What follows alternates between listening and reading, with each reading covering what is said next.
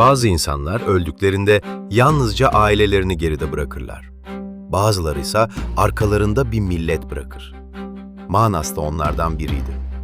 Onun ölümü yalnızca büyük bir bahadırın toprağa verilmesi değildi. O gün Tanrı Dağları'nın rüzgarı bile yas tutmuştu. Çünkü Kırgız yurdunun dayanağı artık yoktu. Manas'ın ardından gözyaşı döken yalnızca ailesi değildi. Nice yiğit, nice ihtiyar ve nice çocuk geleceğin ne getireceğini bilmeden göğe bakıyordu.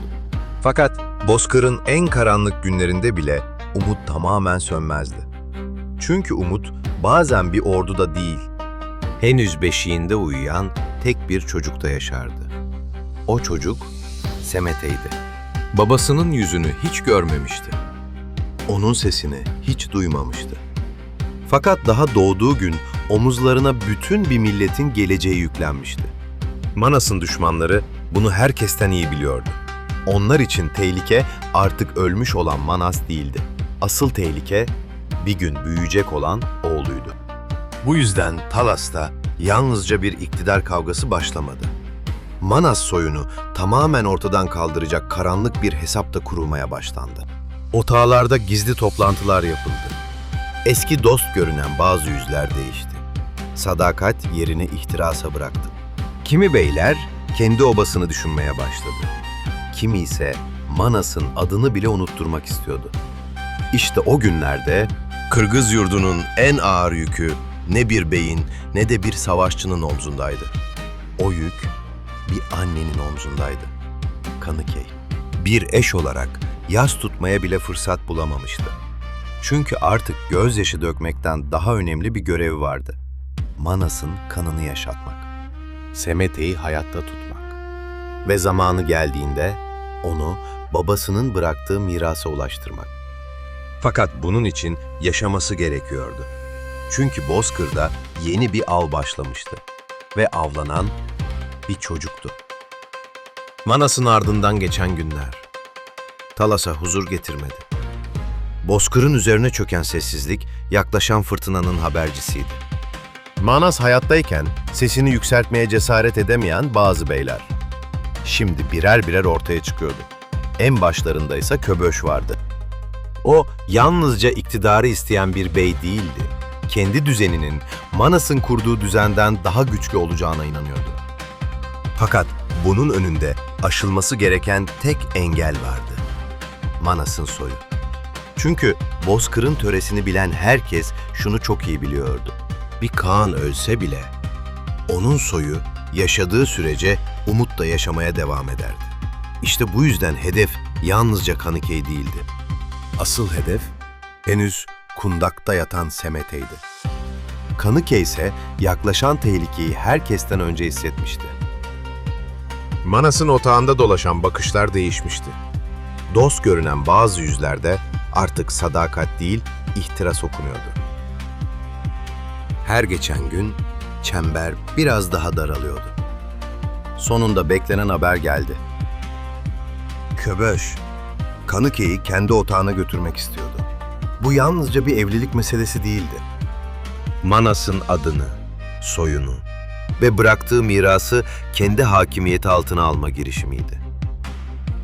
Kanıkey bunun ne anlama geldiğini biliyordu. Eğer boyun eğerse, Semete'in kaderi de, Kırgız yurdunun kaderi de başkalarının eline geçecekti. O gece kararını verdi. Kalmak, ölmekti. Gitmekse, bir gün geri dönebilmenin tek yoluydu. Gece çöktüğünde otağlardaki ateşler birer birer sönmeye başladı. Kanıkey sessizce Semete'yi kucağına aldı. Son kez otağın içinde durdu. Bir zamanlar Manas'ın oturduğu yere baktı. O direklerin altında edilen yeminleri, kurultaylarda yükselen sesleri, zaferlerden sonra edilen duaları hatırladı. Gözlerinden süzülen tek damla yaş toprağa düştü. Sonra başını kaldırdı. Artık yas tutan bir eş değildi. Bir milletin geleceğini omuzlarında taşıyan bir anneydi. Çığırdı ana ve birkaç sadık yol arkadaşı çoktan hazırlanmıştı. Atlar sessizce eğerlendi. Hiç kimse konuşmuyordu. Çünkü bazen en büyük yeminler sözle değil, sessizlikle edilir. Kapkara gecenin koynunda Talas geride kaldı. Arkalarında yalnızca bir yurt bırakmıyorlardı. Manas'ın hatıralarını, zaferlerini ve yarım kalan hayallerini de geride bırakıyorlardı. Fakat Kanıkey'in yüreğinde tek bir düşünce vardı. Bir gün geri döneceğiz. Ve o gün bu bozkır yeniden Manas soyunun at sesleriyle yankılanacak. İşte o gece başlayan yolculuk. Yalnızca bir annenin kaçışı değildi, bir milletin yeniden doğuşuna uzanan uzun yolun ilk adımıydı. Arkalarında Talas kalmıştı. Önlerinde ise sonunun nereye varacağını kimsenin bilmediği uzun bir yol uzanıyordu. Kanıkey ve beraberindekiler.